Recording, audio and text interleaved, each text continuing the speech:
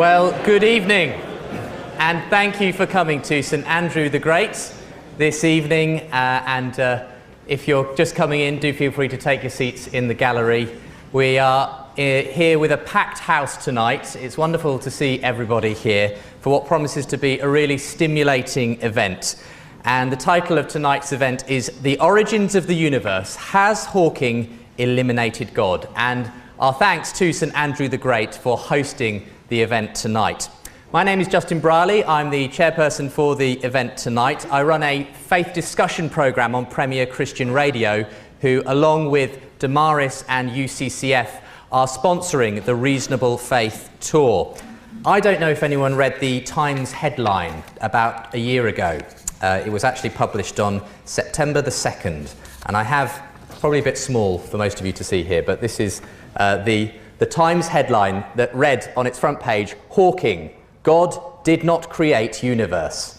And that was a story that went around the world at the time. It was published on the eve of the publication of Stephen Hawking's best-selling book, his most recent book, The Grand Design. And so it's essentially suggested that contemporary physics has eliminated God as a cause of the universe. Well, is that the case? Tonight we'll hear why one, even two people think that it ain't necessarily so.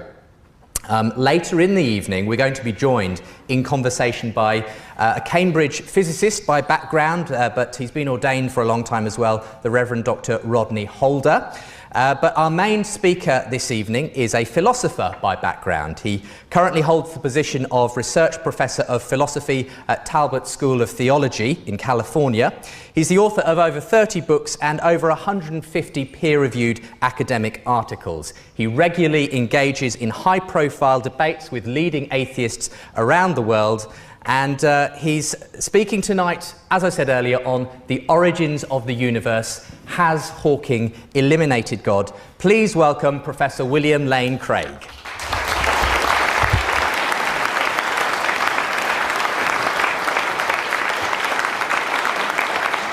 Thank you very much. Thank you. It's a delight to be here with you this evening. Cambridge is a sort of scholar's heaven on earth, I think, and whenever we've had the opportunity to spend time here in Cambridge on research leave or even simply visiting, my wife Jan and I have so enjoyed being in this city and at this university in Cambridge. So it's a delight to be back with you again this evening and then tomorrow for the debate at the Cambridge Union. Quantum physics. The very term is enough to send a chill up your spine and to send the theologians ducking into foxholes. Stephen Hawking is the quantum king of popular culture. His brief history of time has sold 9 million copies. The New York Times has called Hawking the most revered scientist since Einstein. So, when Stephen Hawking says in his most recent book, The Grand Design, that quantum physics has made the need for a creator and designer superfluous, the temptation is to hoist the white flag of surrender. When Hawking goes even further and says on the recent television program, Curiosity, that modern cosmology furnishes a proof of atheism, then the average believer may feel deeply shaken in his faith. But do these bold assertions bear scrutiny? Sir Martin Rees of the Institute of Astronomy in Cambridge and the Astronomer Royal is not impressed. In an interview in The Independent of September of last year, he said candidly, and I quote, "Stephen Hawking is a remarkable person whom I've known for 40 years. And for that reason, any oracular statement he makes gets exaggerated publicity. I know Stephen Hawking well enough to know that he has read very little philosophy and even less theology, and so I don't think we should attach any weight to his views on this topic." This very morning, I had the extraordinary opportunity of meeting Professor Rees on the train from London to Cambridge. And we spoke briefly about the conference this evening, and he underscored what he had said a year ago and his skepticism about Hawking's claims. Well, tonight I propose that we take a closer look at what Hawking has to say about God's role in the creation of the universe and see if his claims bear scrutiny. Hawking and Mlodinow opened their book, The Grand Design, with a series of profound questions. What is the nature of reality? Where did this all come from? Did the universe need a creator? And then they say, traditionally, these are questions for philosophy, but philosophy is dead. Philosophy has not kept up with modern developments in science, particularly physics. Scientists have become the bearers of the torch of discovery in our quest for knowledge. Now, as a professional philosopher, I could only roll my eyes at the audacity of such a statement. Two scientists who have, to all appearances, little acquaintance with philosophy are prepared to pronounce an entire discipline dead and to insult their faculty colleagues in philosophy at Caltech and Cambridge University, many of whom, like Michael Redhead and D.H. Miller, are eminent philosophers of science for supposedly failing to keep up.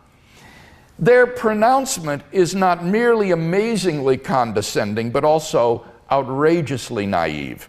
The man who claims to have no need of philosophy is the man most apt to be deceived by it.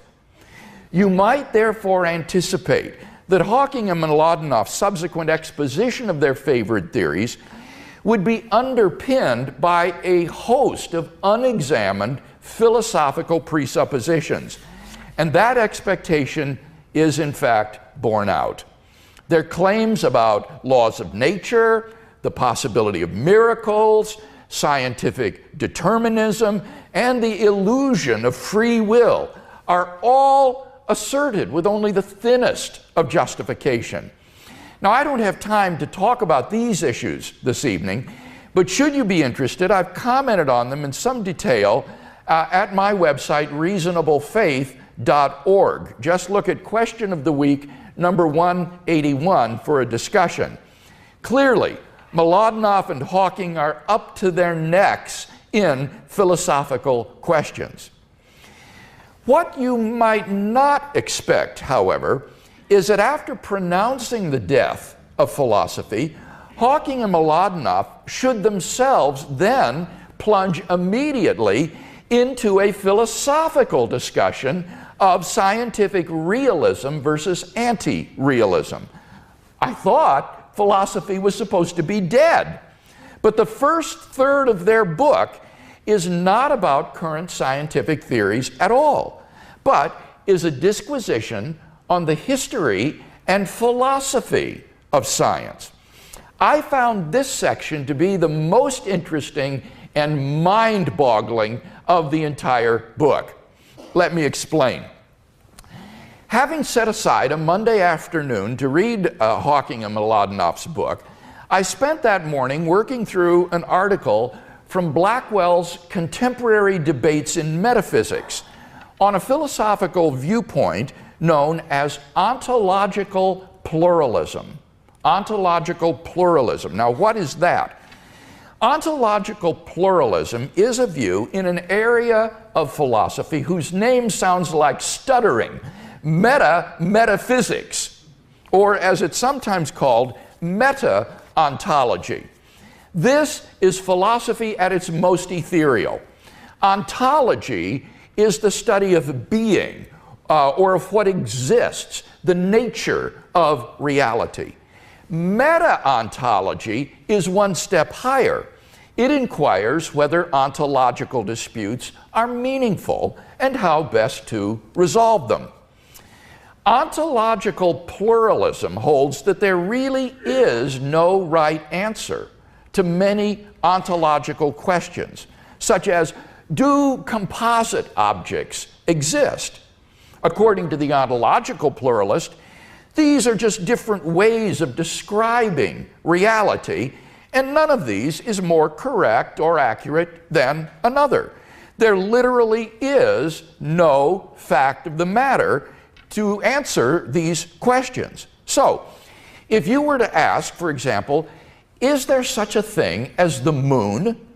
The ontological pluralist would say that the question has no objective answer. It's not true that the moon exists, and it's not true that the moon does not exist. There just is no fact of the matter about whether there is such a thing as the moon. Ontological pluralism is thus a radical view which is defended by only a handful of contemporary philosophers. Imagine my astonishment, therefore, to find Hawking and Mlodinow espousing ontological pluralism, without, of course, being aware of the name, as their answer to the question, what is the nature of reality? They call their view model-dependent realism. They explain that models are just different ways of interpreting our sense perceptions.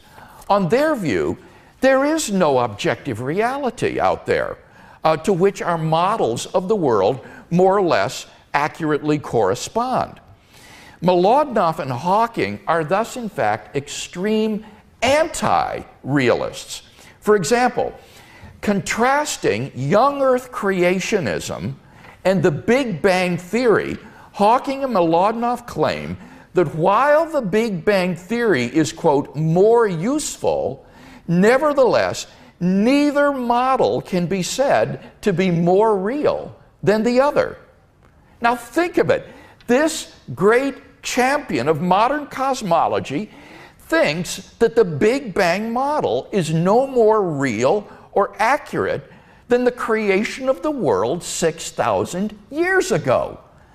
Now you can't help wonder, but what sort of argument would justify adopting so radical a view? All that Mlodinow and Hawking have to offer is the fact that if we were, say, inhabitants of a virtual reality controlled by alien beings, then there would be no way for us to tell that we were in the simulated world, and so we would have no reason to doubt its reality. The trouble with this sort of argument is that it doesn't exclude that there are, in this case, two competing models of the world. One, the aliens' model, and the other, our model, and one of the models is real, and the other one is illusory, even if we can't tell which is which. Moreover, the fact that our observations are model-dependent doesn't imply that we cannot have knowledge of the way the world is, much less that there is no way the world is.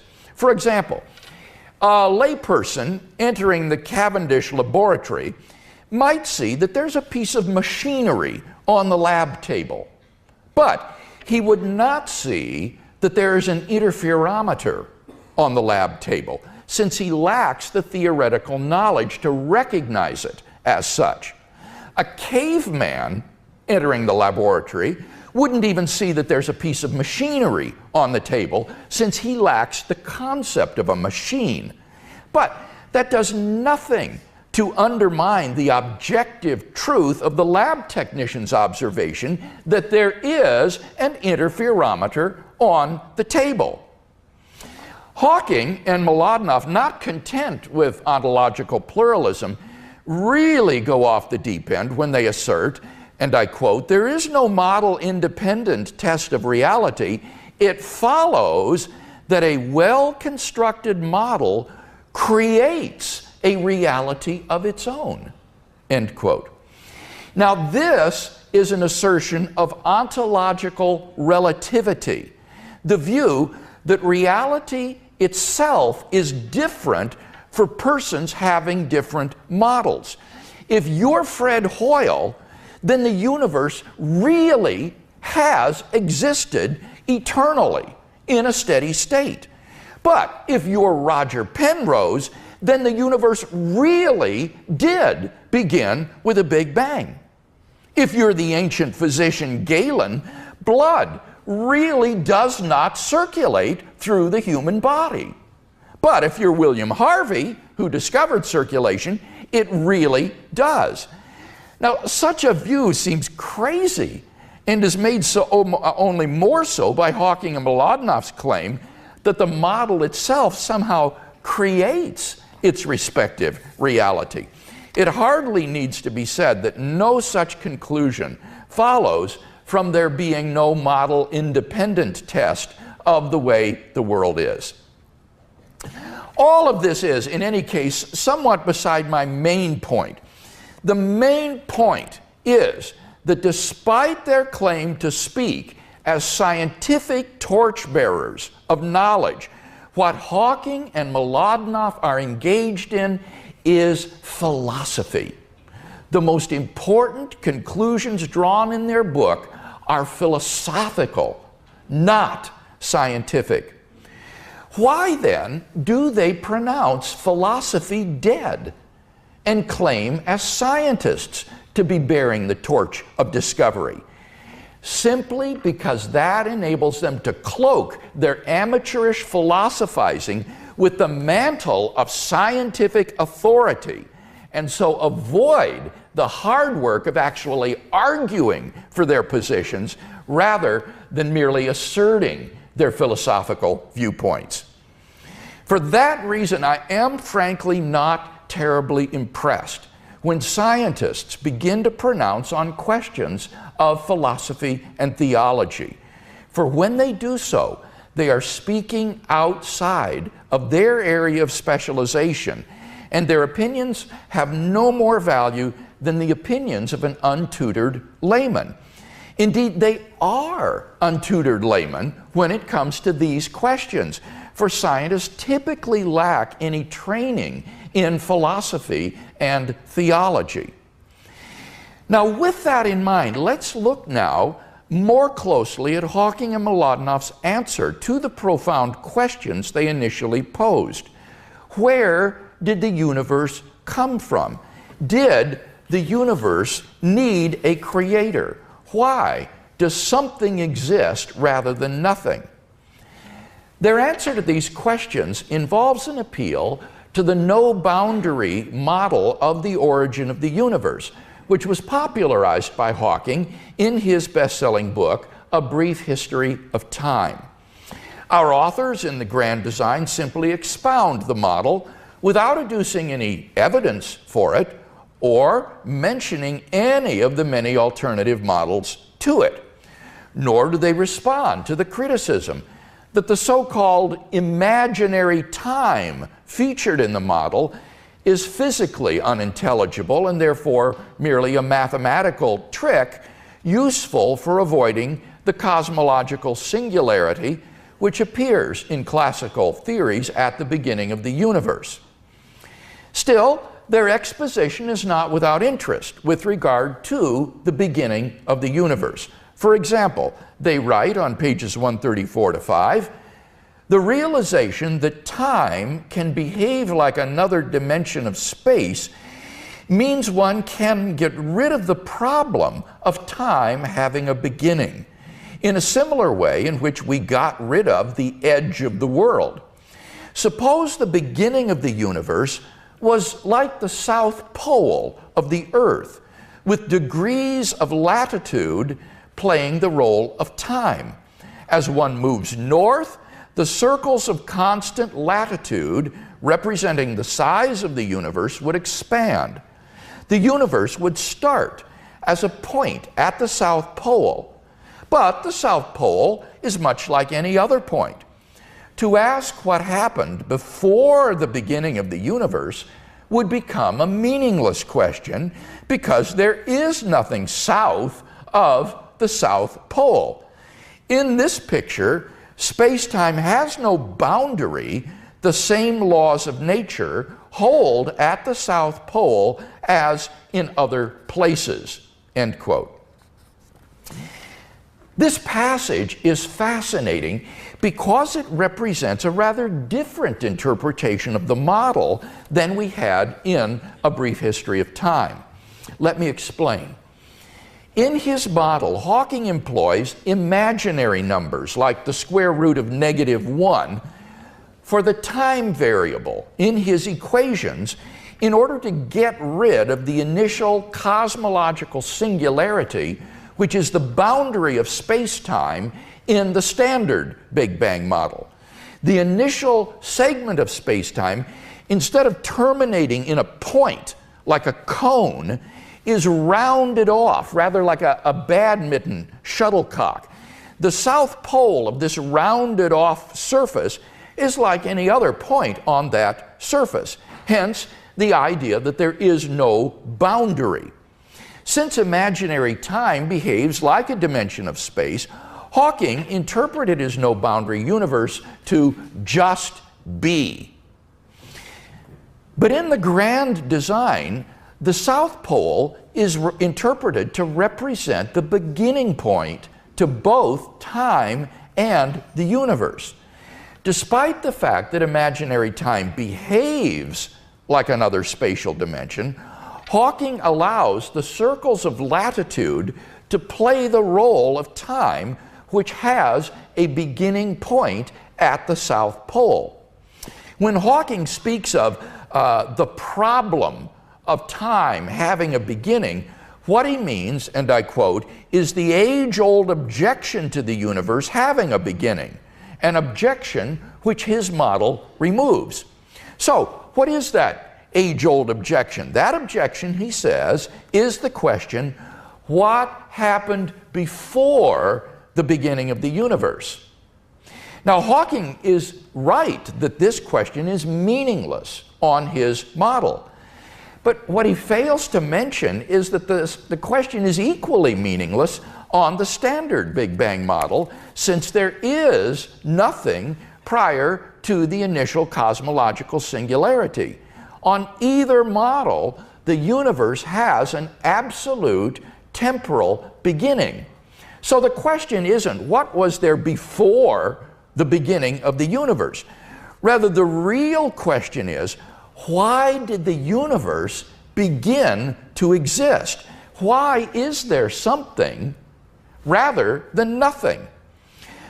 Hawking and Mlodinow advocate what they call a top-down approach to this question. The idea here is to begin with our presently observed universe, characterized by the standard model of particle physics, and then calculate, given the no-boundary condition, the probability of the various histories allowed by quantum physics to reach our present state. The most probable history represents the history of our observable universe. Hawking and Mlodinow claim that in this view, the universe appeared spontaneously from nothing.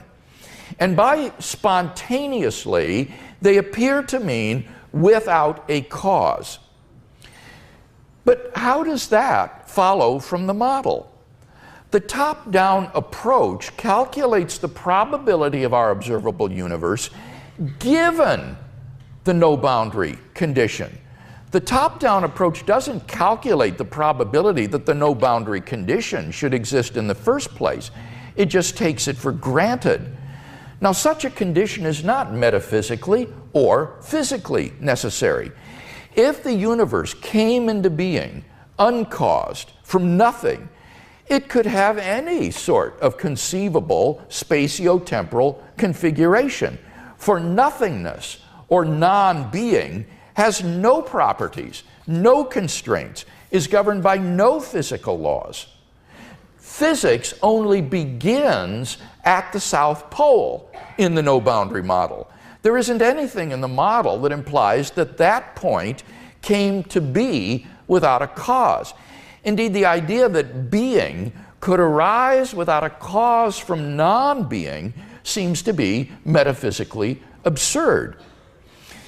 In his recent interview on the television program Curiosity, Hawking goes yet a step further to argue that atheism is true because there is no time at which God could have created the universe, since time began at the Big Bang. This is a terrible argument, however, since it just assumes without justification that causes must precede their effects in time. But philosophers frequently discuss cases in which cause and effect are simultaneous. That is to say, they occur at the same time. So, why couldn't God's creating the universe be simultaneous with the universe's coming into being? Indeed, what could be more obvious? Of course, the universe's coming into being is simultaneous with God's creating it and bringing it into being. Now, if Hawking insists that the initial singularity in the Standard Model is not, technically speaking, a point in space-time, but is a boundary point of space-time, fine. We can still say that God's creating the universe was coincident with the universe's coming into being. That is to say, they occur together on the boundary of space-time.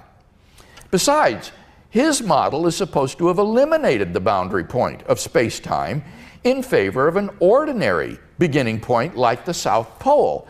So what's the problem? Hawking's attempt to invalidate theism is, I'm afraid, singularly unimpressive. Hawking and Mlodinow seem to realize that they have not yet answered the question, why is there something rather than nothing? For they return to this question in their concluding chapter and give a quite different answer. There, they explain that there is a constant vacuum energy contained in empty space. And if the universe's positive energy associated with matter is evenly balanced by the negative energy associated with gravitation, then the universe can come spontaneously into being as a fluctuation of the energy in the vacuum, which by a clever sleight of hand they say we may as well call zero. Now this seems to be a very different account of the universe's origin, for it presupposes the reality of space and the energy in it. So it's puzzling when Mlodinow and Hawking conclude, and I quote, "Because there is a law like gravity, the universe can and will create itself from nothing in the manner described in chapter 6. Here, it's said that the nothingness spoken of in chapter 6 is not really nothingness after all, but is space filled with vacuum energy. But space filled with vacuum energy is hardly nothing, and certainly doesn't exist prior to the South Pole in the model. All this goes to reinforce the conviction that the no-boundary approach only describes the evolution of our universe from its origin at the South Pole to its present state, but is silent as to why the universe came to exist in the first place. What this implies is that Hawking hasn't even begun to address the question, why is there something rather than nothing? For nothing, in his vocabulary, does not have the traditional meaning of non-being, but rather means the quantum vacuum. Hawking and Mlodinow's equivocal use of terms is painfully evident in their interview with the American television host Larry King on his program. Here is how it went. Hawking: gravity and quantum theory cause universes to be created spontaneously out of nothing. Larry King: who created the nothing? Where did the nothing come from? Mlodinow: according to quantum theory, there is no such thing as nothingness. Now, in this ridiculous exchange, Hawking is using nothing to refer to the quantum vacuum, while Mlodinow is using it to mean non-being. And they avoid the tough question, why is there something rather than nothing, only by equivocating on the use of their terminology. In conclusion, then, despite Hawking and Mlodinow's constant sniping at religious belief throughout their book, I think there is actually genuine profit in it for religious believers, especially for those interested in natural theology. For the authors affirm and argue for an absolute beginning of time and the universe, which points ineluctably to a transcendent cause beyond the universe. Given the desperation and/or irrelevancy of their proffered answers to the profound questions that motivated their inquiry, their book thus turns out to be quite supportive of the existence of a creator of the cosmos.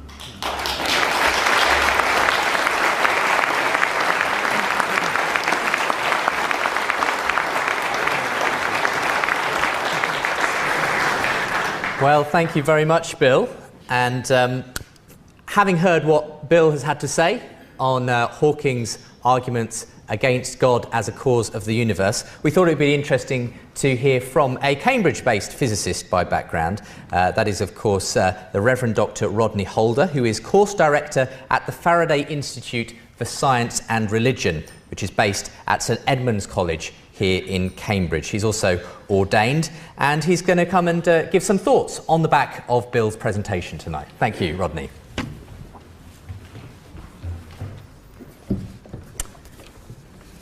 Well, thank you very much, Justin, and it's a great pleasure to be able to respond to Bill. I'm extremely grateful for the opportunity to do so.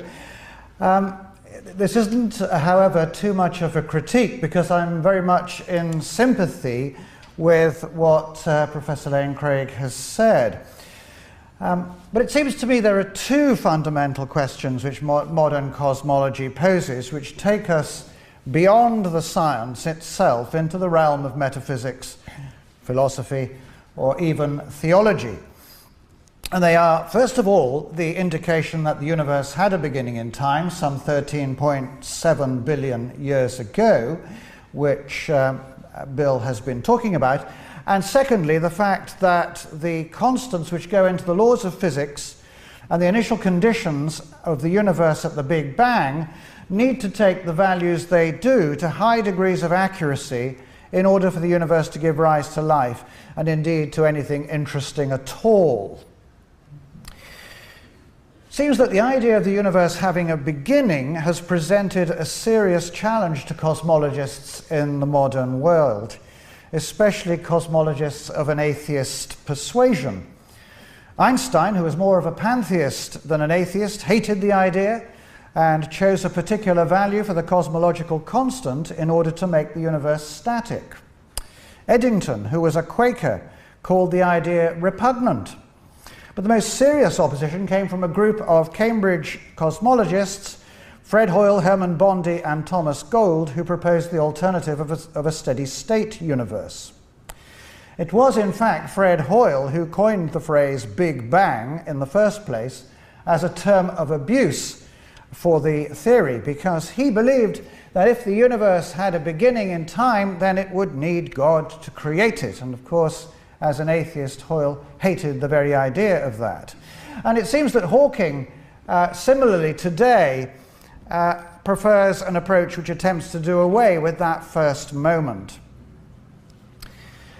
Now, I agree with Professor Lane Craig that Hawking and other cosmologists have failed to come up with any convincing way of getting rid of the beginning. But the point I would like to make is that even if they had, they would not have answered the fundamental question addressed by the Christian doctrine of creation. This is indeed the question why there is something rather than nothing. But that is to say that the Christian doctrine of creation is much more about the ontological origin of the universe than its temporal origin. As St. Thomas Aquinas recognized, even if there is a chain of cause and effect which goes back into the infinite past, that infinite chain still needs a first cause outside the chain altogether. So the question is, why does the chain of cause and effect exist at all? And it's because of this kind of argument that St. Thomas said that we can know God exists from reason alone. However, he said that we cannot know from reason alone whether the universe had a beginning in time, although he believed that it did on the basis of his interpretation of Scripture. The basic point of the argument is that the universe is contingent. It may or may not have existed in the first place, and given that it exists, it could have been different from what it is. Its existence can be explained if there is a necessary being who creates it. And that is at least part of what we mean by God.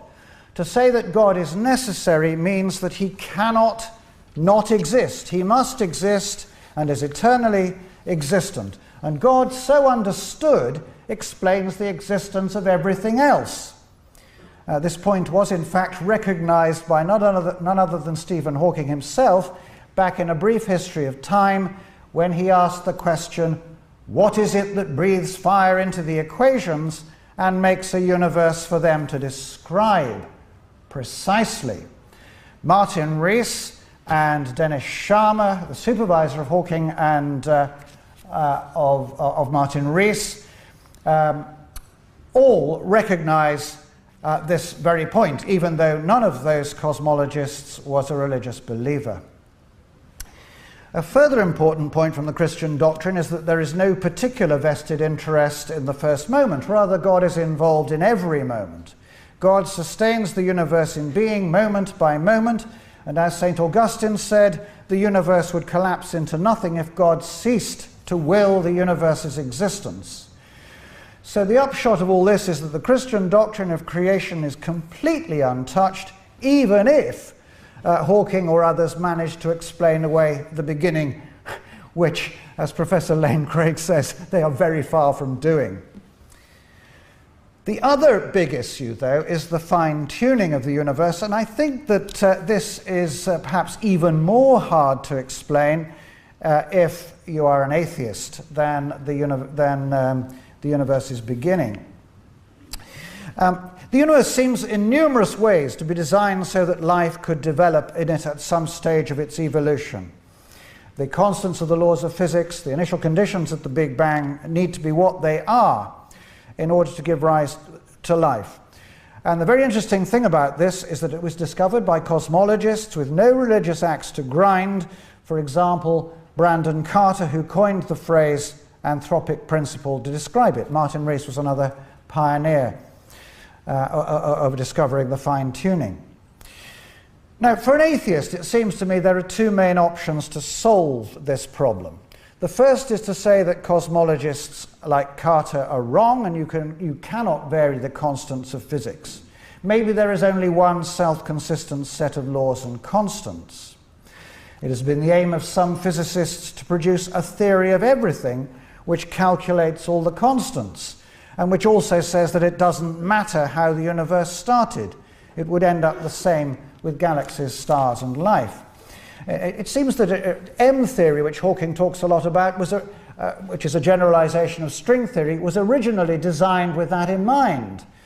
But, in fact, that particular program seems highly implausible given the different kinds of universe we can actually imagine.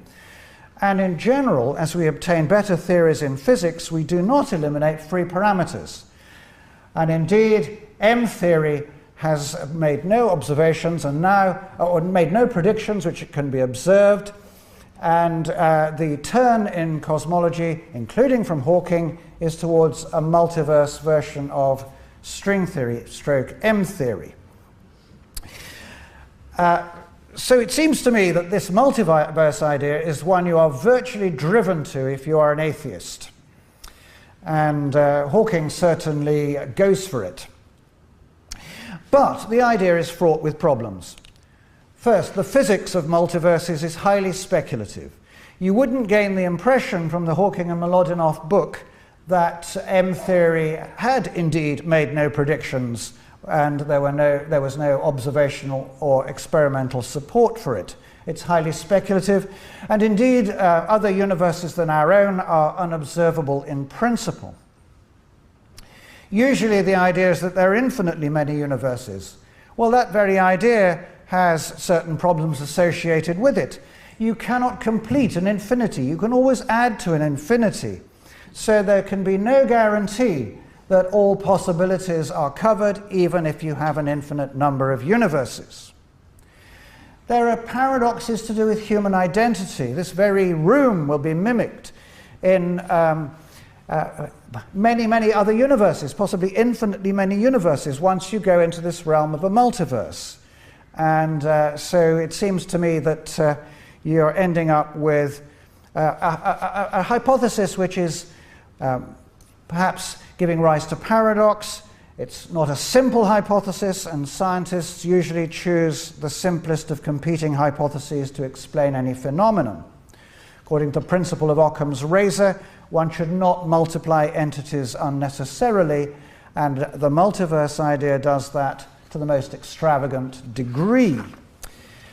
There is always the question, too, why this multiverse? In fact, what you've done is simply push the question back from why this universe is so special as to the why the multiverse is so special. There's a potential lack of predictability if we're in a multiverse, because there are far more disordered universes than ordered ones. And so why doesn't everything collapse into chaos within the next second or two? Perhaps the closest a multiverse explanation gets is to explaining the particular value, why the cosmological constant is so small. Because only if it is so small within quite a narrow range could galaxies and stars form, even though the theoretical value of that constant is 10 to the 120 times bigger than that which is compatible with observation. But on the other hand, some kind of fine-tuning seems necessary in order to get an infinite universe in the first place, because mostly we're thinking about a multiverse being a gigantic overarching space-time in which the universes aren't really separate universes, but they're disconnected parts of this overarching space-time. And you need the critical density of this whole vast overarching space-time to be lower than the actual density of this to be lower than a certain critical value. Well, there's a big problem about the way the universe started, how highly ordered it was back at the beginning. There's a very strong argument of Roger Penrose to do with that. And yet, what we would expect if we were in a multiverse would be not to be in a universe which is as ordered and structured to this day, out as far as we can see to the furthest galaxy, but merely to exist in a solar system which is just about ordered enough for us to exist, but that surrounded by chaos. That seems a certain incompatibility with the idea of multiverses, the idea that we are in a highly ordered universe. Okay, so there are multiple problems with that idea. Again, you wouldn't get that impression from the Hawking and Milodinoff book.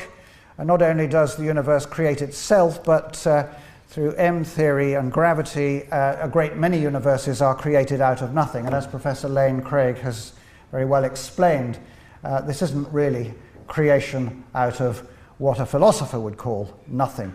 So it seems to me that it's far simpler, far more rational to believe that the universe was created and designed by God than it is to invoke the enormously extravagant and speculative hypothesis of the multiverse. Thank you.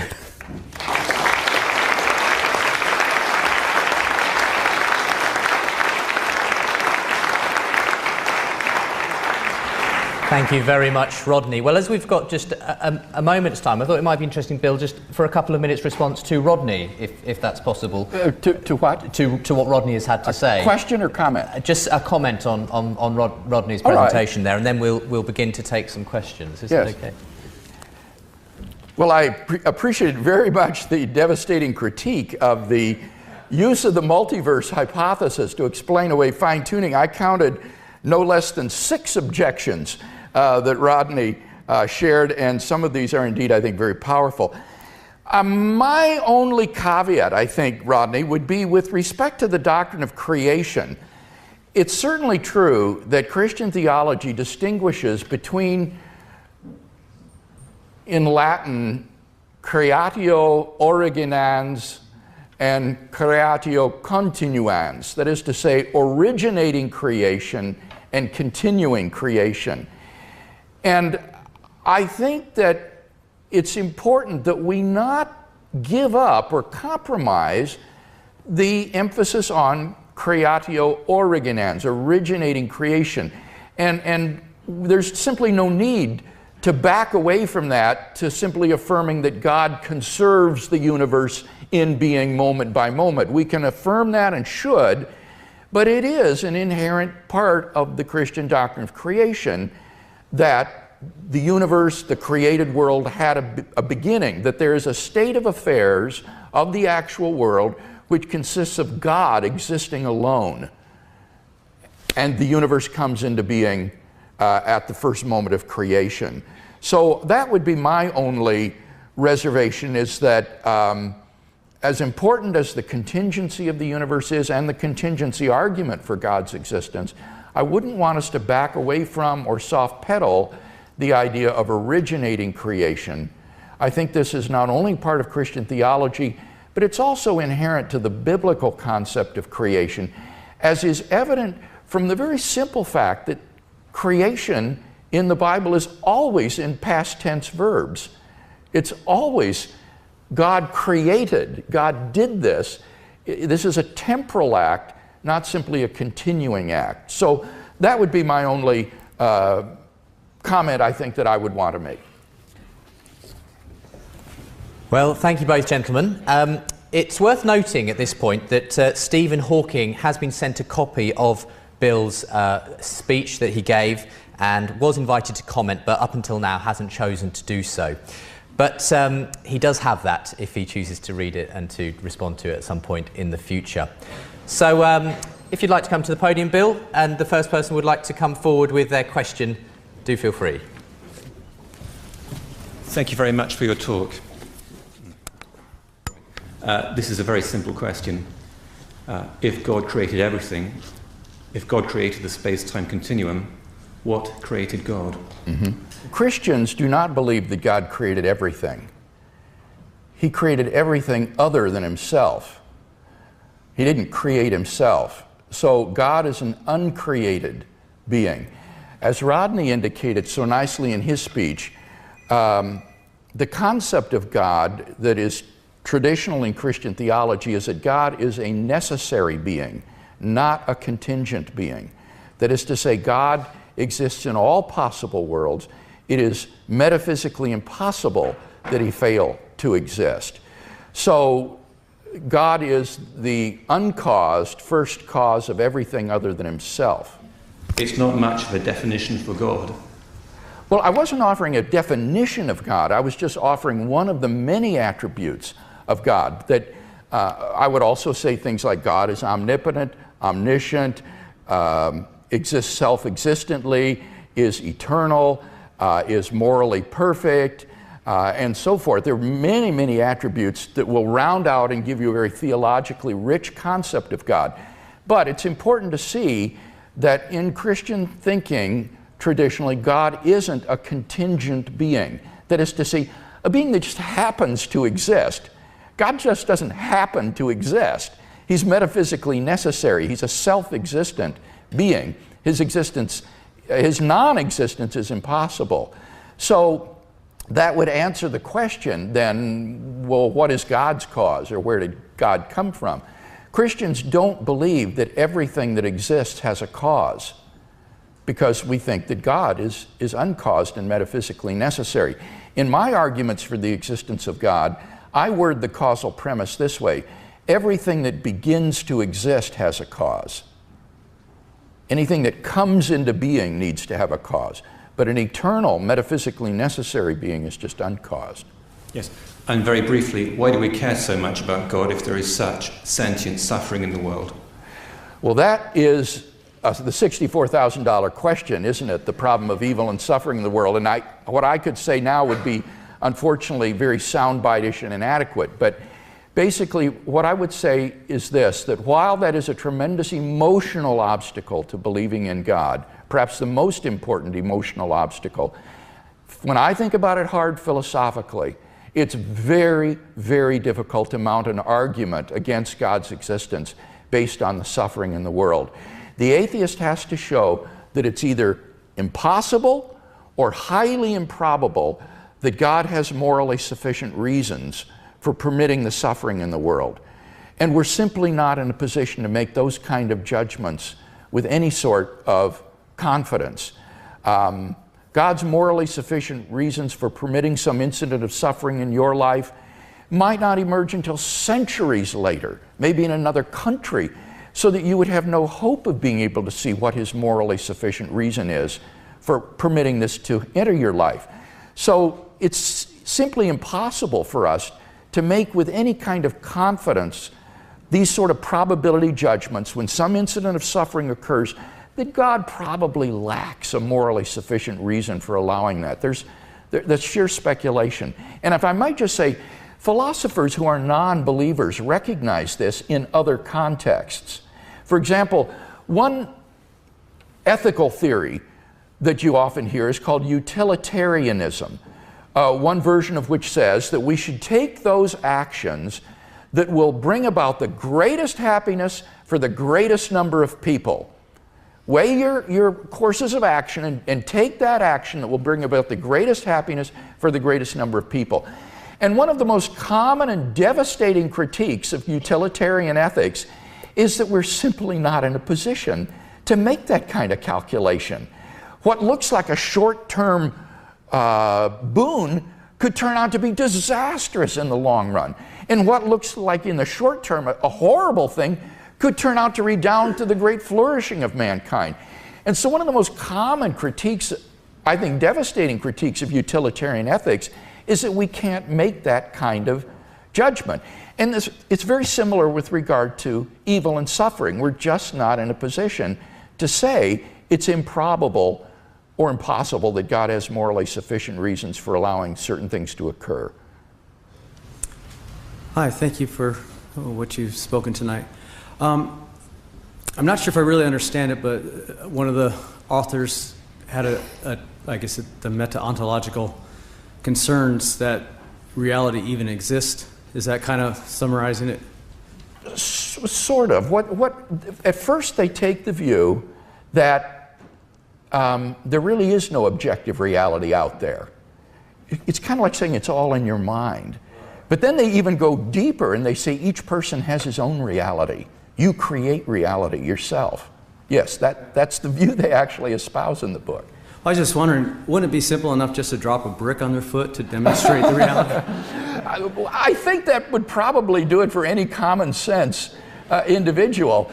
But as I say, for persons who are unaware of their own philosophical presuppositions and assumptions, they haven't thought these things through. In fact, they call their view a type of realism, when in fact it's a radical anti-realism. But yeah, I think yes, I appreciate your commonsensical point. Hello, just a very easy question. Is there any empirical evidence for the existence of God? Is there empirical evidence for the existence of God? I'll let Rodney say something about this as well.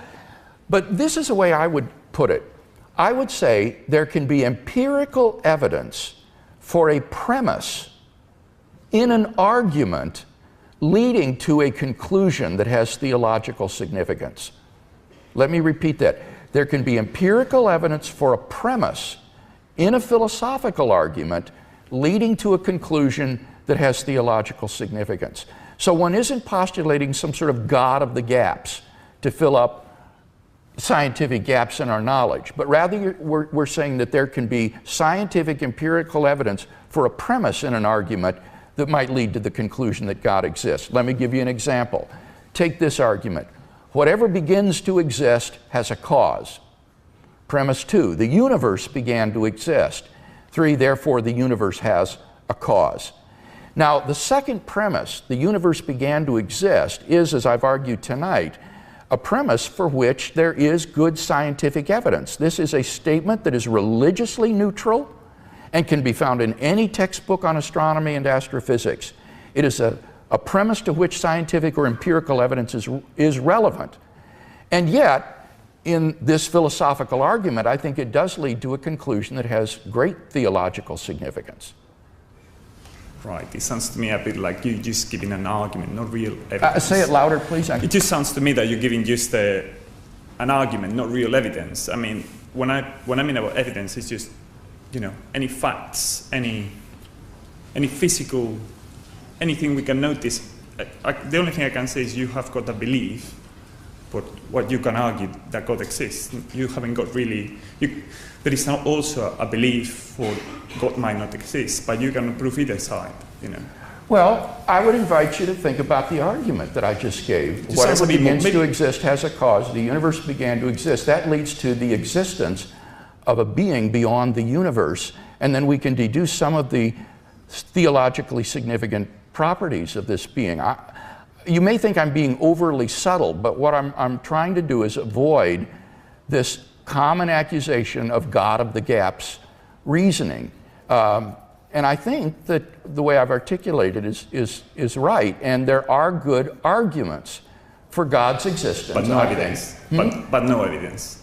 There is yes, no evidence. The evidence is for the premises in the argument that leads logically to a conclusion that God exists. Let me give you another example, all right? The fine-tuning of the universe is due to either physical necessity, chance, or design.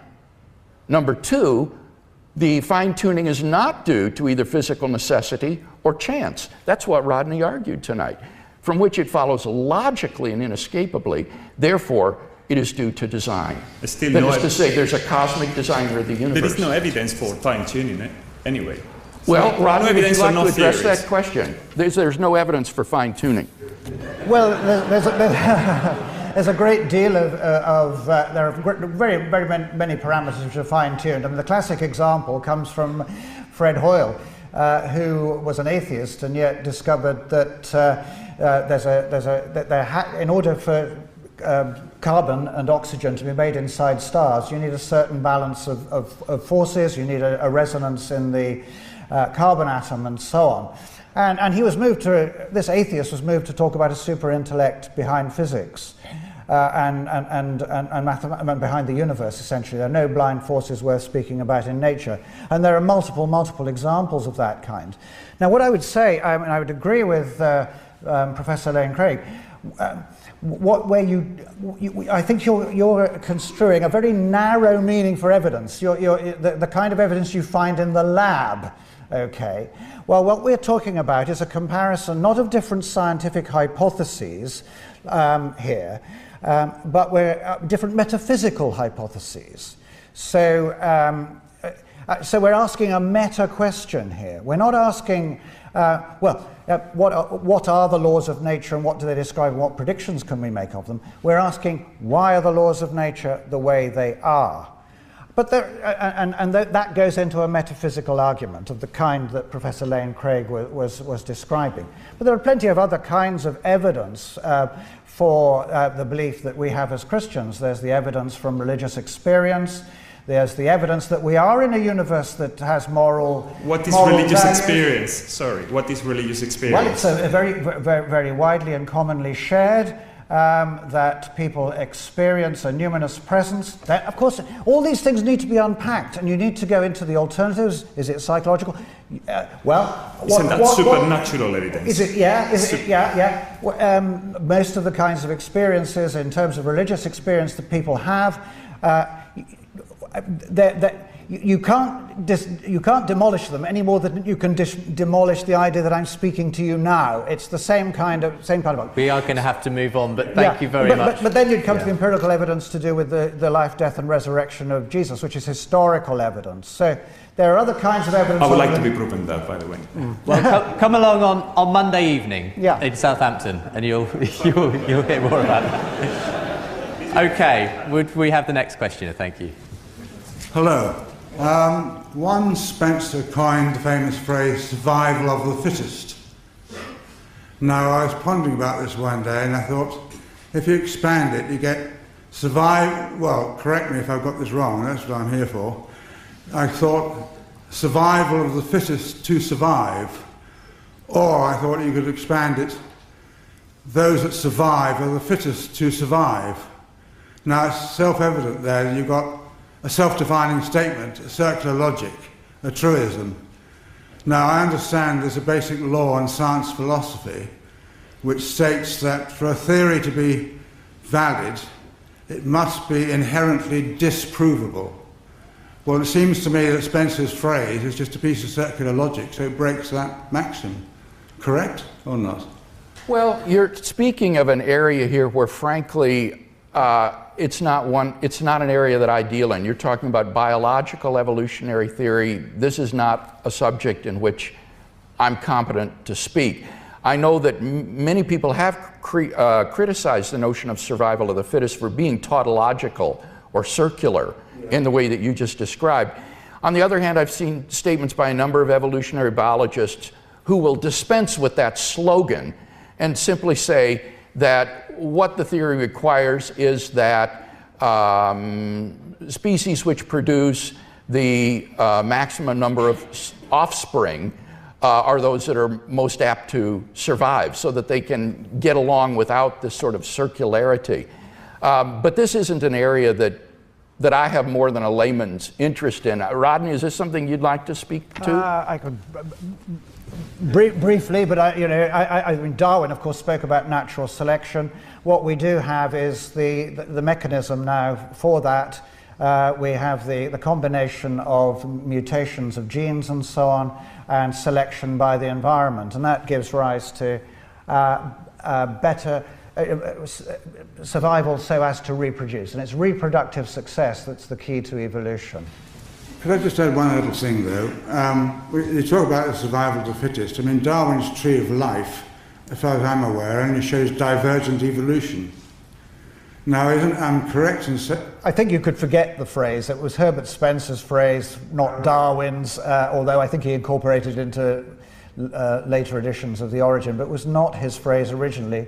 Neither, in fact, was he only used the word evolved once in the book, and that was the last word of the book. So, I mean, you can get into a lot of misunderstanding about evolution by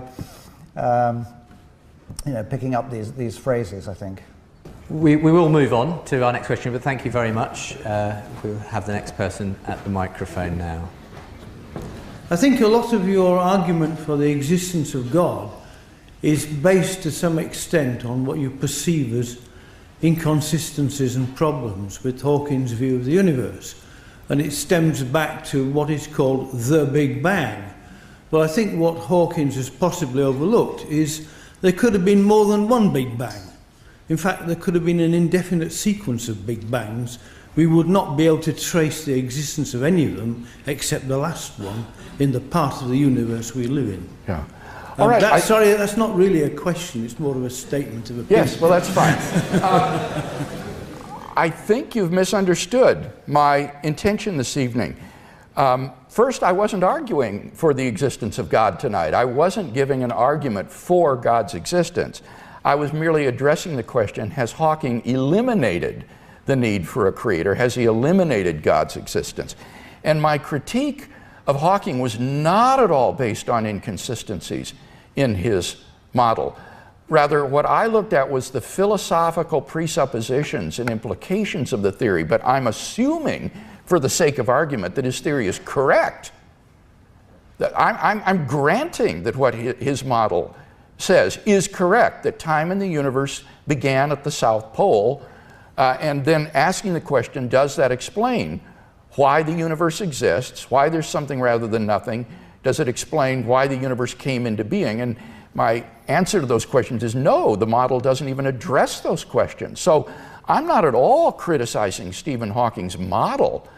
My bone to pick with him are the philosophical implications and assumptions that he makes, whereby he tries to use the model to eliminate theism. I think if this model is true, it fairly cries out for theism, because it does posit an absolute beginning of the universe, not an infinite cycle of universes prior to this, but an absolute beginning of time in the universe. So whether the model is correct is for the physicists to decide, but I'm assuming, for the sake of argument tonight, that it is correct, and simply arguing that it, far from eliminating the need for a creator, it fairly impels us to it.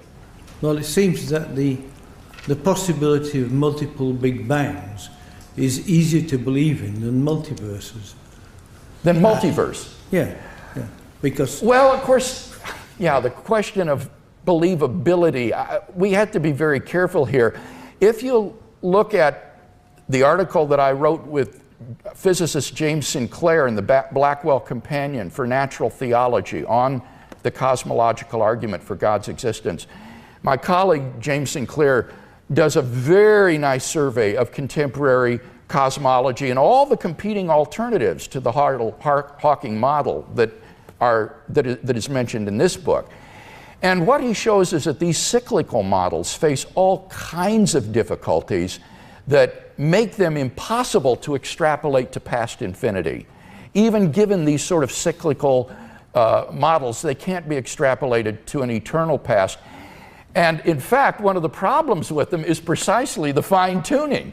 In order to go through an infinite series of cycles to arrive at today would require infinitely precise fine-tuning of the universe to exhibit that kind of a behavior. So it would fairly throw you into the fine-tuning argument of Rodney Holder. Did you want to comment at all on that anymore? Again, just briefly, yes, I mean, that is a problem. The initial entropy of the universe is a problem because this universe started off highly ordered. If you have a big crunch, there's an asymmetry because you go to a highly disordered universe. So your next bounce is highly disordered, even if you've got a finite universe which is expanding and contracting anyway, rather than an infinite one. So all kinds of problems associated with the cyclic universe model in that form, at any rate. Thank you very, very much for the question. Very interesting. Our next questioner, please. Thank you. Hi. As you said, like earlier, if God is benevolent and omnipotent, then why, in your utilitarian model, why must a few suffer? Why are we in that position to begin with? Why what to begin with? So, as you say, like, my understanding of utilitarianism is, say, there's two tracks, and we must diverge the train onto the track which the fewer must suffer. Then why are we on this position in the first place, as such? So why must a few why must a few suffer in the long scheme? In the Christian view, God has chosen to create a world of free agents who can freely choose either to obey or to disobey him. And evil ultimately enters into the universe God has made through the free choices of creatures. And free will is a good thing. That's a good thing to have, but it involves the inherent possibility that these creatures may not do good. They may not act in conformity with God's will, but may freely turn away from it. And that brings evil into the world. But surely that's contrary to the fact that he's benevolent, if he's knowingly letting us suffer. Yeah, I don't think it is contrary to the fact of being benevolent, because he wants to have free creatures who are genuine moral agents rather than robots and puppets. It would be an exercise in futility for God to make a puppet world where there's no freedom, and then to say to these creatures, do you love me? And then pull the strings and they say, yes, God, we love you. Such a world would be meaningless. So it seems to me that the gift of free will is a tremendous act of benevolence on God's part, and it's our fault that we misuse it. It's not his fault. Fortunately, in the Christian view, God has done something about this. Namely, he sent his Son, Jesus Christ, to die for the sin of mankind so that we can experience God's forgiveness and moral cleansing and eternal life. So God is in the business of reclaiming lost sinners and setting things right again, and ultimately he will. So, but as you said, it almost sounds like we're here for his entertainment. We're here for his entertainment? Yeah, because you said No. So he lets us suffer to make it more interesting? You remember? No, God, being supremely perfect and self-existent, has no needs. We shouldn't think of God, as one British journalist said, as a sort of chap. God is not a chap. And he has no needs, and particularly no need of us, in order to be happy. What that means is that the only possible motivation for creation could be for the benefit of the creatures themselves. Namely, God has created us so that we can have the awesome joy of being related and knowing him as the source of supreme, infinite goodness and love, and to enjoy Him for eternity. So that the act of creation is itself a tremendous act of grace and benevolence, because it's all for us. It's for our sake and not for His own. So if you're still thinking in terms of God creating us for His entertainment, your God is too small. That's so far from the Christian concept of God as to be a travesty. We are going to have to move on, but thank you. Another very interesting set of questions there. Thank you very much for your presentation, your lecture this evening. I appreciate that. I think the concept of multiverse may have been seen, or may be seen as an escape route for some atheists from their philosophical quandary, if I get you right. I don't want to psychoanalyze physicists and talk about their motivations. I don't think that's wise or necessary. I think these theories can be weighed by the evidence and judged accordingly, and we can prescind from psychoanalyzing the motivations that might lie behind their formulators. So I don't make a judgment like that. Point taken. Could I then dare to suggest that maybe we are in danger, through the attempt to prove them wrong in this concept, in danger of limiting our view of God's infinite creativity? Because I think they are trying to think outside the box. They've got themselves boxed in, and they're trying to think outside the box. Fair enough. And I would like to posit the existence of other universes beyond our relatively small and relatively short-lived universe.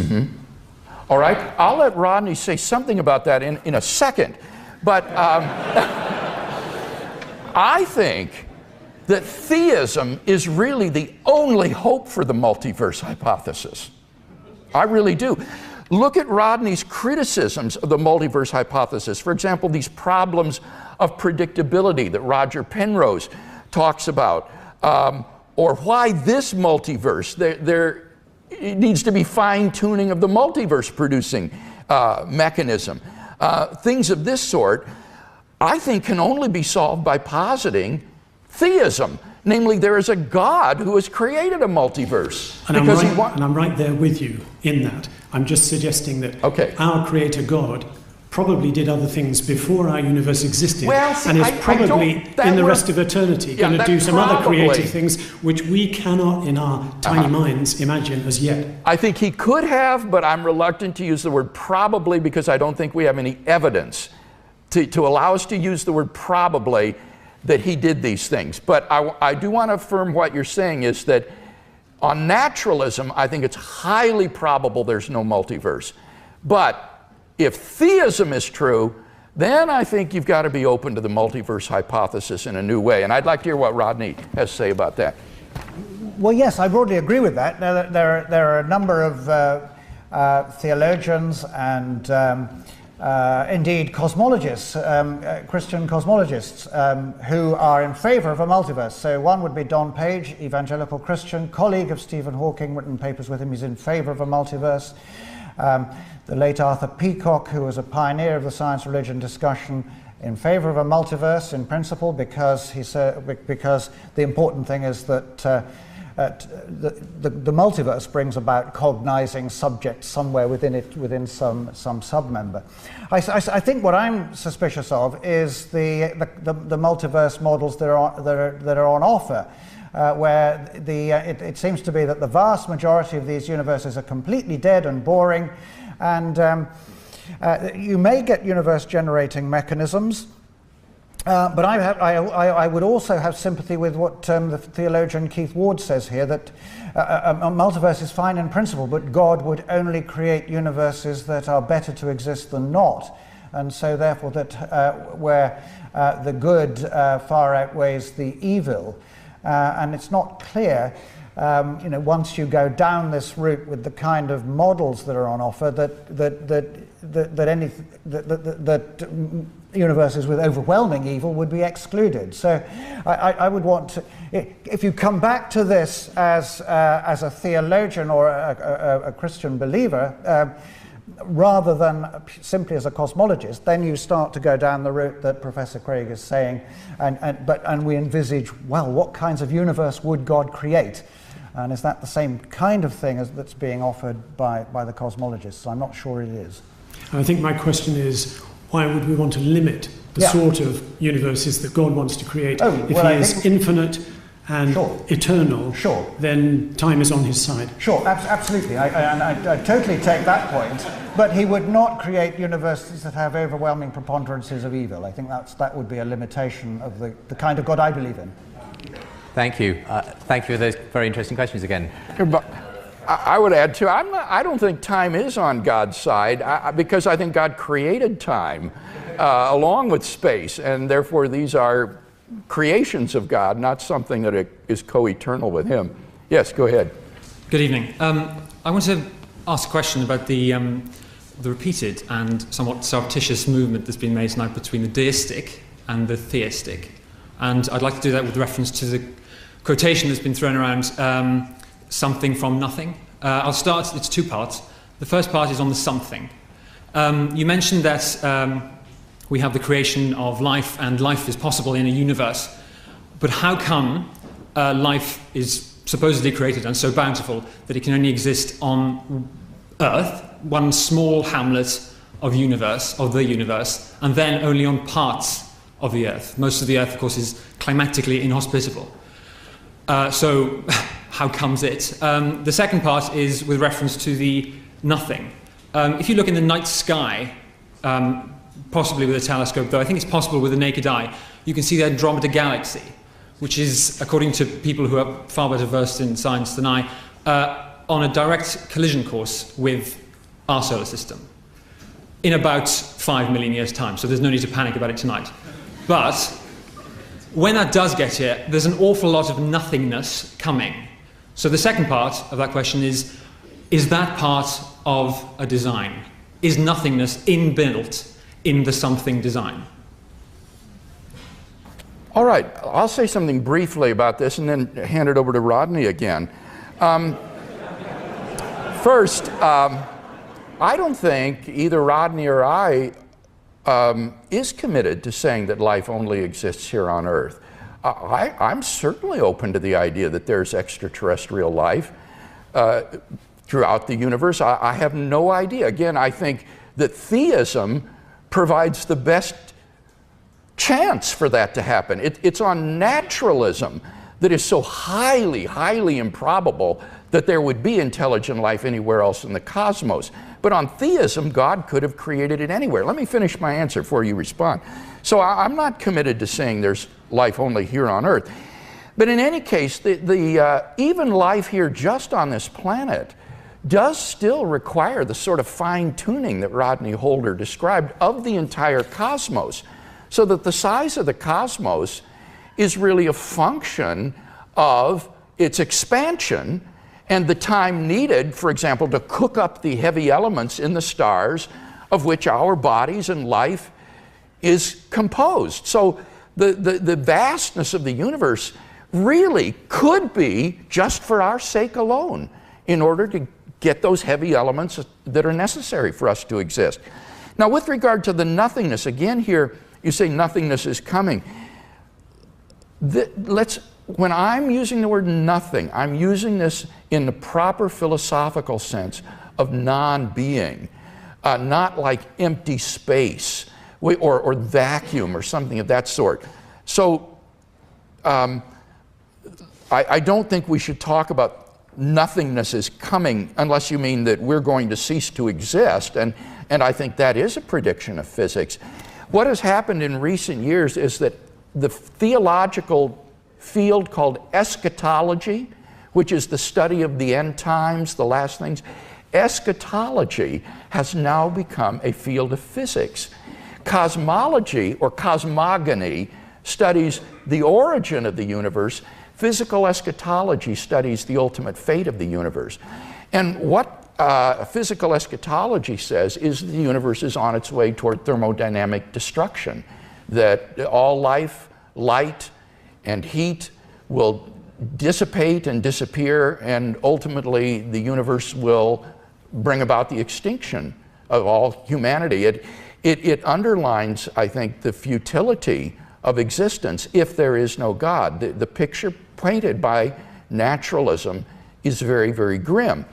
But physical eschatology concerns what will happen in the future if God does not intervene to change things first. Cosmogony is historical science. It describes what has actually happened. Eschatology is merely projections based upon current laws and conditions. But if God were to intervene, then in fact the thermodynamic destruction of the universe never will take place. And as Christians, we believe that in fact God will bring about the end of this universe, not thermodynamic extinction, and that he will do so while there is still life on this planet. On what authority do you claim that? On the authority of Jesus of Nazareth. I'd like to refer you then to the first point you made about the possibility that you're quite open to them. Well, let me just add one thing. One might say, well, why believe what Jesus of Nazareth said? And I would say on the basis of, as Rodney indicated, his resurrection from the dead. My theological doctorate at the University of Munich was done on the resurrection narratives of the New Testament. And I think we have very good historical grounds for believing that this event really happened, and that therefore God has revealed to us his plan for the future of the universe, and has given us a basis for hoping and thinking that it will not lead ultimately to human extinction. There was a great deal of extrapolation in that last point. First of all, you can predict what's going to happen on the basis of one book, and if I could just, what I was about to say about aliens is that you say that there could be extraterrestrial life. Yeah. Again, what do you base that on? If you can base something, i.e. if you can base God intervening to stop the end of the universe on a book. Yeah. Now, I haven't read the entire Bible, but there's not that many mentionings of extraterrestrial life. Again, where do you get this from? If you get it well, I get it from the power of God. If he can create life on this planet, I assume he could do it elsewhere. But I don't believe that there is extraterrestrial life.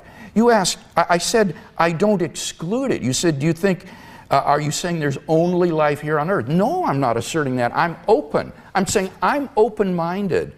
Isn't this wonderful? You know, as a Christian, you see, I can be open-minded about all these issues because I've got an omnipotent God who could do these things if he wants. And so the only way to tell is to look at the evidence and see if he's done it. And as yet, of course, as you know, we don't have any evidence of extraterrestrial life, but I'm completely open to our finding it. Let me ask Rodney if he has anything to say about that. Well, no, to be honest, I'm not sure I do have much to add to that, because I think we really are singing from the same hymn sheet here. You mentioned the size of the universe, which is necessary for us to come into existence, for life anywhere in the universe to come into existence. The size and age of the universe need to be what they are. That's one of the fine tunings. And then this whole question of eschatology, well, on a cosmic timescale, it will be tens of billions of years before the final heat death of the universe. But like Professor Lane Craig, I base my belief on the resurrection of Jesus Christ, for which there is powerful evidence of the testimony of witnesses. You read 1 Corinthians 15, you can track back what St. Paul is describing there when he describes a whole sequence of witnesses, and then to himself and his meeting with the apostles and so on, and his own experience. I think that's immensely powerful, and you say you've got the empty tomb, the appearances, the fact that the women were the first on the scene, the first witnesses, which is simply something you wouldn't invent in the first century, because, sad to say, women were not deemed reliable in court and so on. So I base what God is going to do with the universe on the resurrection of Jesus Christ and his appearances. I'm sure you want to come back, but we are going to have to move to another question. Go ahead. Just firstly, I'd like to say thank you. I teach RE, and it's very rare that I get the opportunity to speak to someone who we actually refer to in lessons. All the philosophers and theologians tend to be dead, so I'm very pleased. I'd just like to share a couple of observations and just ask your thoughts on if I'm on the right tracks and whether there's anything you've noticed with these. Just reading from the book, it says... what page? Well, this is the paperback, but it's 226. I don't know if it's the I last have chapter. It's different pagination. Sorry, the Stephen Hawking, yeah. And he says, how can a whole universe be created from nothing? That is why there must be a law like gravity. And I was struck by the phrase, there must be, because that kind of, to me, makes me think of necessity. Yes. And it seems almost like Hawking has replaced Aquinas' necessary being with gravity, or gravity is the necessary being, it must be. And when I began thinking about that, I thought, well, if you think about what gravity does, it holds everything together, it is there in every single atom, in the whole of the universe, it's almost omnipresent, and it creates the universe, according to Hawking. I was struck by how that almost seems like a spiritual answer that he's giving, that actually, although he's not using the word God, he's replaced it with gravity, it's almost a spiritual answer, it's almost a kind of form of pantheism. I just wondered whether that was something, whether I'm on the right lines or whether I'm making this up. Yeah, I think you're reading between the lines there, quite honestly. For Hawking, gravity is a purely physical force. It has finite power. It comes into being at the beginning of the universe at the South Pole on his model. It's a physical entity. But I think what you're right in saying that it does kind of serve in a way as a God surrogate, in that he's trying to explain why is there something rather than nothing, and his answer is that given quantum physics and gravity, this explains why there's something rather than nothing. And the point I think that we need to say is, no, it doesn't. As I've tried to show tonight, it doesn't serve that successful role as a God surrogate at all. So in that sense, I think that's right, but I wouldn't spiritualize it from his point of view.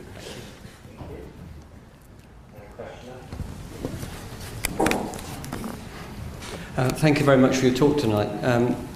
I'd like to say that it seems to me that initially you speak about why is there something rather than nothing. Suggests to me that philosophically the answer lies for you in the will of God, ultimately, for creation. So essentially I want to ask a question which I need you to decide whether it's theological or philosophical. But you speak of free will, and free will seems to be fundamental to the Christian notion of creation, to the Christian experience following creation. I'd just like to ask, seeing as each person has an existence brought into being by God and the will of God and God's creative act, and free will is so fundamental to God's act of creation, that initial bringing into being is a compulsory existence. So in terms of every person's existence and the fact that it is morally accountable, could you just say something about your philosophical position in terms of God's creative act and the bringing into being of morally accountable, what should we say, creatures that are therefore accountable but are compulsorily existing? All right, let me try to address that. First, the way in which we have tried to answer the question, why is there something rather than nothing, is not by an appeal to God's will. Rather, the appeal is to God himself as a metaphysically necessary being. The reason that there is something rather than nothing is because there is a metaphysically necessary being whose non-existence is impossible, a being who exists in all possible worlds. So the word something here doesn't mean just the universe. The reason the universe exists, yes, is because of the will of God, but the reason anything exists is because there is a metaphysically necessary being, which is God himself. And then you're quite right. In Christian theology, creation is a freely willed choice of God. He did not have to create. He was under no compulsion or obligation to create. Creation is a free act of God. He brought the universe into being without any material cause. Now, you're also, I think, right in saying that we didn't ask to be created. And in that sense, we do find ourselves thrust into existence. There is that sort of compulsion, as you put it. I didn't ask to be born. I just find myself here. And this is a profound philosophical question that many philosophers have struggled with. Why do I exist? And the answer, I think, is quite right, that God has created me. He has decided that I should exist and has put me into existence. And so I do find myself, in a sense, thrust into being. Here I am now. What am I going to do with my life? And as you also indicated, God has created you as a moral agent. That is to say, you have the freedom to make morally significant choices in a way that mere animals do not. And therefore, you are morally accountable to God as a holy and just creator for the way you choose to live your life. And the sad news is that all of us have failed to live up to His holy and moral standards. We have in various ways said or thought or done things that are evil, that are contrary to God's will. And as a result, we find ourselves in need of His grace and forgiveness and moral reformation in our lives.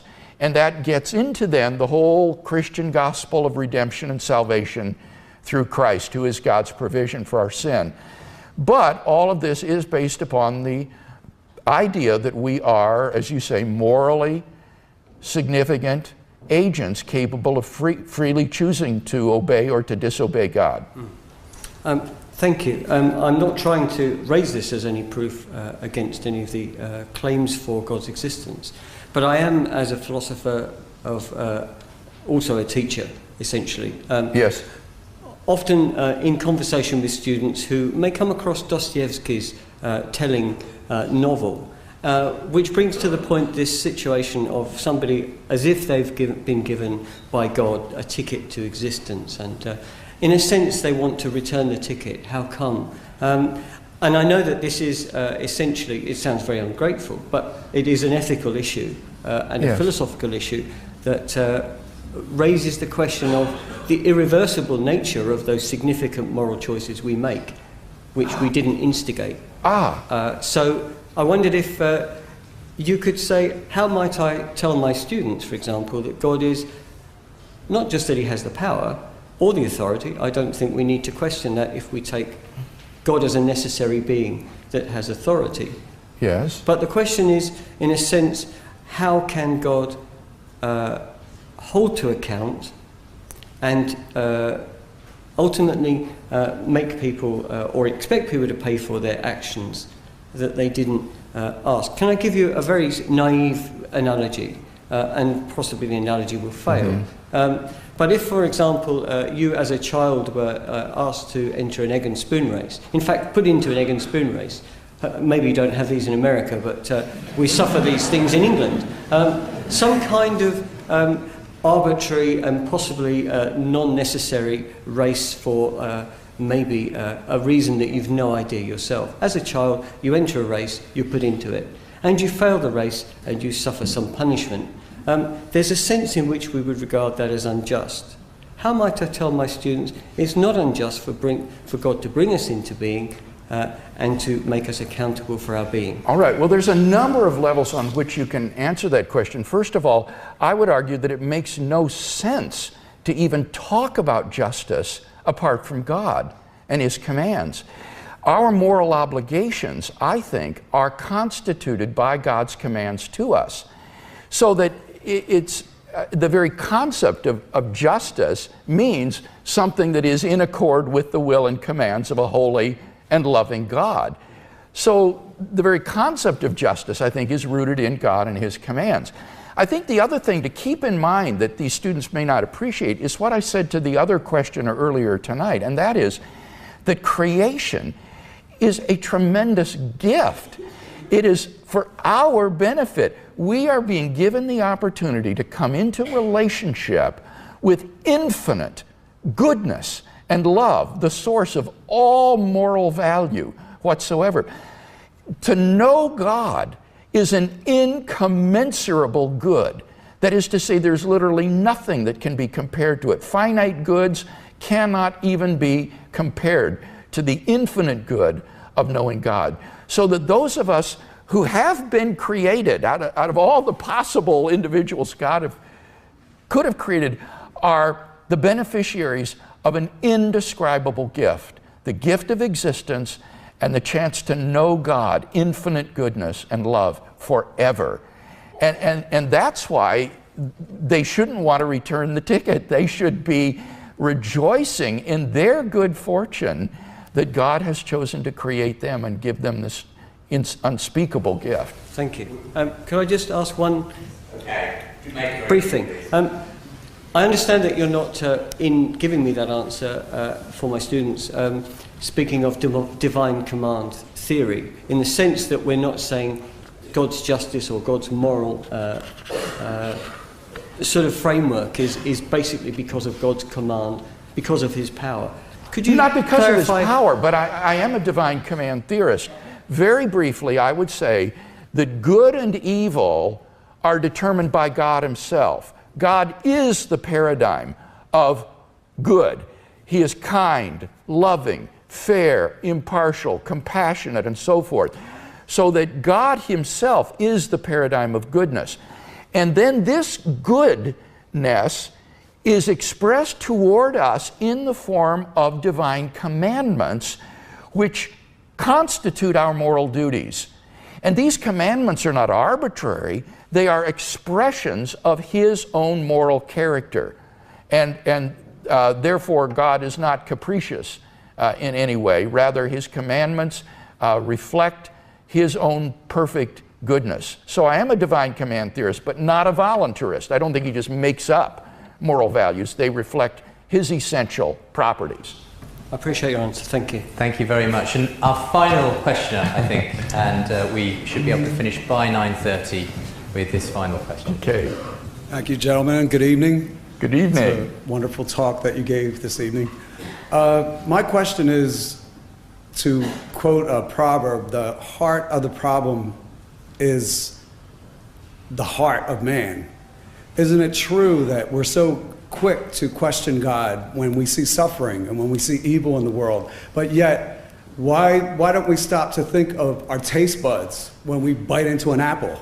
Why don't we stop to think about the freedom that we have?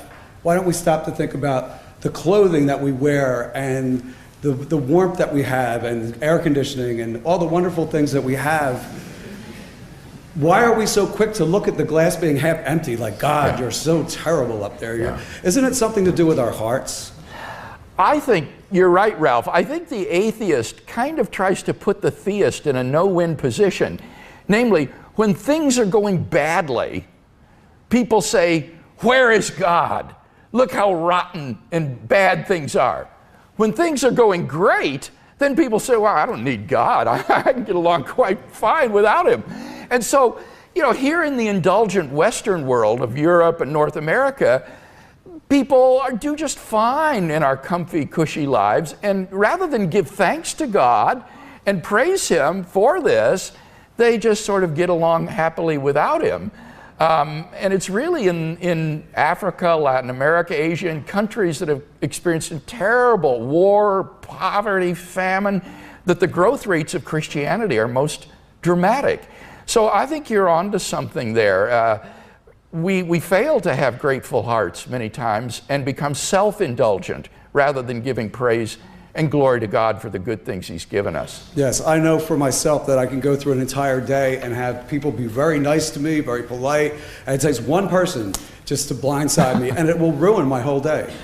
I'll forget about the 25 people who were good to me, and I'll just focus on that one person. It just destroys my whole attitude. Yeah, and that's a misbalanced set of priorities. Yes, you have to be ready for those moments. Well, thank you very much.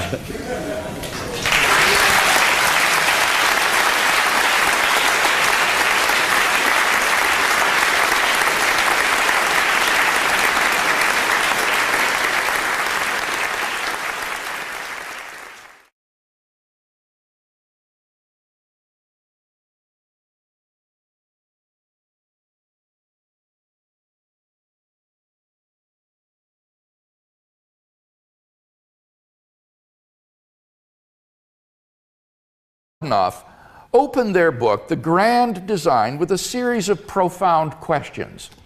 What is the nature of reality? Where did this all come from? Did the universe need a creator? And then they say, traditionally, these are questions for philosophy, but philosophy is dead. philosophy has not kept up with modern developments in science, particularly physics. Scientists have become the bearers of the torch of discovery in our quest for knowledge. Now, as a professional philosopher, I could only roll my eyes at the audacity of such a statement. Two scientists who have, to all appearances, little acquaintance with philosophy are prepared to pronounce an entire discipline dead and to insult their faculty colleagues in philosophy at Caltech and Cambridge University, many of whom, like Michael Redhead and D.H. Mellor, are eminent philosophers of science for supposedly failing to keep up. Their pronouncement is not merely amazingly condescending, but also outrageously naive. The man who claims to have no need of philosophy is the man most apt to be deceived by it. You might therefore anticipate that Hawking and Mladenow's subsequent exposition of their favorite theories would be underpinned by a host of unexamined philosophical presuppositions. And that expectation is in fact borne out. Their claims about laws of nature, the possibility of miracles, scientific determinism, and the illusion of free will are all asserted with only the thinnest of justification.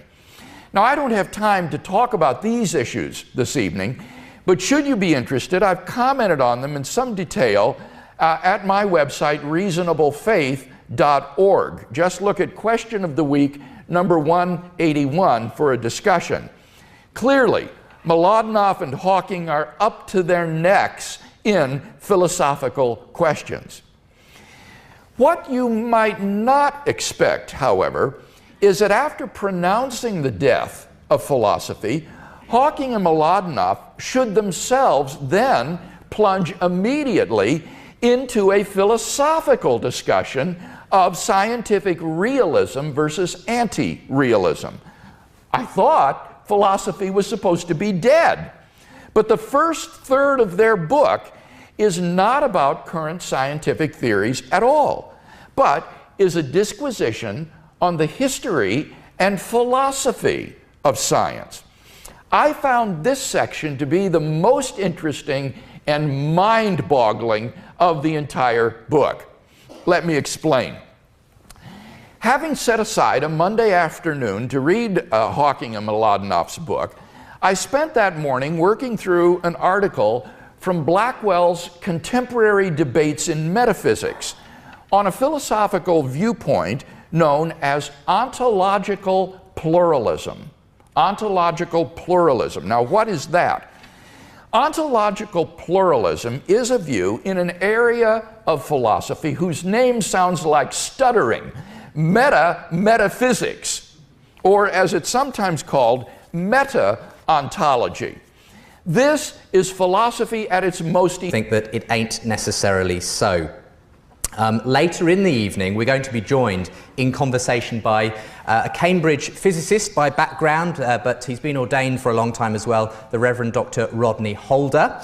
But our main speaker this evening is a philosopher by background. He currently holds the position of Research Professor of Philosophy at Talbot School of Theology in California. He's the author of over 30 books and over 150 peer-reviewed academic articles. He regularly engages in high-profile debates with leading atheists around the world, and he's speaking tonight, as I said earlier, on the origins of the universe. Has Hawking eliminated God? Please welcome Professor William Lane Craig.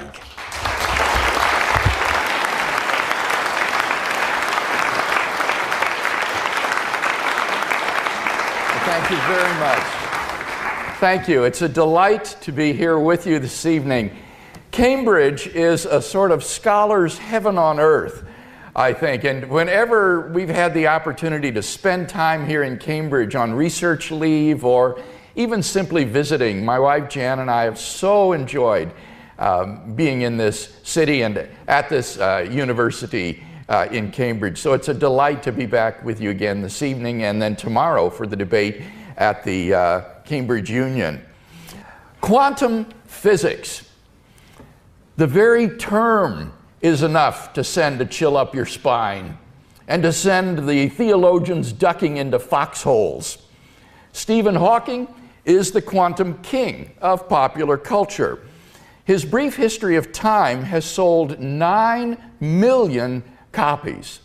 The New York Times has called Hawking the most revered scientist since Einstein.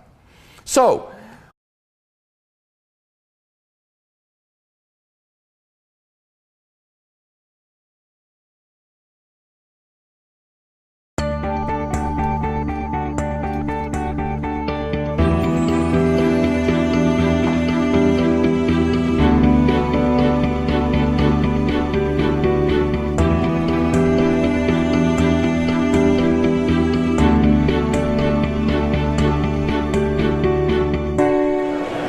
well, good evening, and thank you for coming to St Andrew the Great this evening. If you're just coming in, do feel free to take your seats in the gallery. We are here with a packed house tonight. It's wonderful to see everybody here for what promises to be a really stimulating event. And the title of tonight's event is The Origins of the Universe. Has Hawking Eliminated God? And our thanks to St Andrew the Great for hosting the event tonight. My name is Justin Brierley. I'm the chairperson for the event tonight. I run a faith discussion programme on Premier Christian Radio, who, along with Damaris and UCCF, are sponsoring the Reasonable Faith Tour. I don't know if anyone read the Times headline about a year ago. It was actually published on September the 2nd, and I have, probably a bit small for most of you to see here, but this is the Times headline that read on its front page, Hawking, God did not create universe. And that was a story that went around the world at the time. It was published on the eve of the publication of Stephen Hawking's best-selling book, his most recent book, The Grand Design.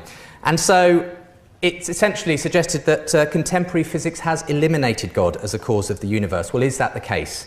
Tonight we'll hear why one, even two people. When Stephen Hawking says in his most recent book, The Grand Design, that quantum physics has made the need for a creator and designer superfluous, the temptation is to hoist the white flag of surrender. When Hawking goes even further and says on the recent television program, Curiosity, that modern cosmology furnishes a proof of atheism, then the average believer may feel deeply shaken in his faith. But do these bold assertions bear scrutiny? Sir Martin Rees of the Institute of Astronomy in Cambridge and the Astronomer Royal is not impressed. In an interview in The Independent of September of last year, he said candidly, and I quote, "Stephen Hawking is a remarkable person whom I've known for 40 years. And for that reason, any oracular statement he makes gets exaggerated publicity. I know Stephen Hawking well enough to know that he has read very little philosophy and even less theology, and so I don't think we should attach any weight to his views on this topic." This very morning, I had the extraordinary opportunity of meeting Professor Rees on the train from London to Cambridge. And we spoke briefly about the conference this evening, and he underscored what he had said a year ago and his skepticism about Hawking's claims. Well, tonight I propose that we take a closer look at what Hawking has to say about God's role in the creation of the universe and see if his claims bear scrutiny. Hawking and Maud